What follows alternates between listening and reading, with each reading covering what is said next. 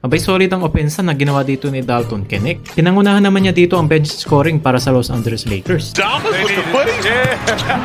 Oh, you know. Pero bago mo na yan, ano kaya dito ang naging lagay dito ni Austin Reeves? Dahil nakapaglaro naman ito si Austin Reeves mula sa first quarter. Maaga nga siya ditong gumawa ng 3 sa 9 minutes mark. 15 rebounds, 6 dimes in 37 minutes.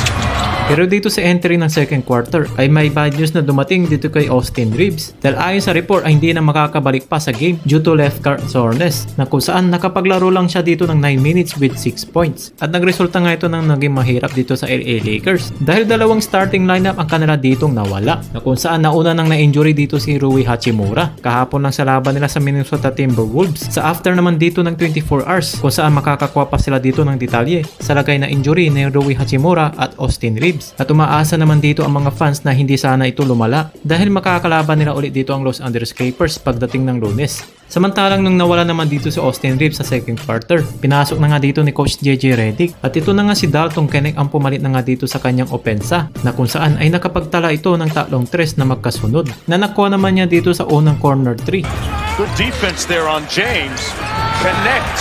Connecting from the corner. Nagkalituhan naman dito sa depensa ng Clippers na nagresulta naman sa libre sa 3 si Knecht. We go for pajamas with the footies? Yeah. Oh, you know.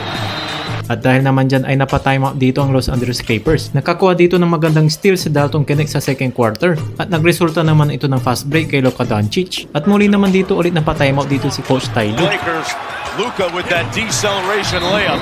Got it in Ty Lue. Maganda rin ang ginawa niya ditong depensa kay James Harden at napigilan niya ito para ipasok dito sa kanyang corner 3. Better on the court.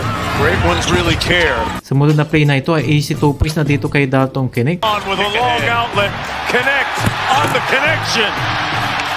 Sinabi rin dito sa interview ni Coach JJ Redick na naging malaki ang tiwala niya dito kay DK4 bilang pamalit na nga dito ng opensa mula sa bench ng LA Lakers dahil na nga dito sa pagkawala ni Austin Reeves. Dahil na nga dito sa huling laban ng Lakers ay hindi nga dito pinaglaro ni Coach JJ Redick itong si Dalton Knecht at hindi naman niya binigo dyan ang team dito ng Los Angeles Lakers na pinaglaro lang siya dito sa loob lamang dito ng 18 minutes ni Coach JJ Redick. Pinangunahan naman niya dito ang bench scoring para sa Los Angeles Lakers na napakasolid dito ang kanyang mga ginawa para lumubo ang kalamangan ng Los Angeles Lakers lalo na dito sa second quarter. Kaya naman naramdaman dito ng Los Angeles Lakers yung paghabol dito ng Los Angeles Clippers ng pag-upo dito ni Dalton Knecht sa pag-arangkada dito ni Kawhi Leonard sa third quarter. At buti na lang mainit-init pa rin dito si Luka Doncic.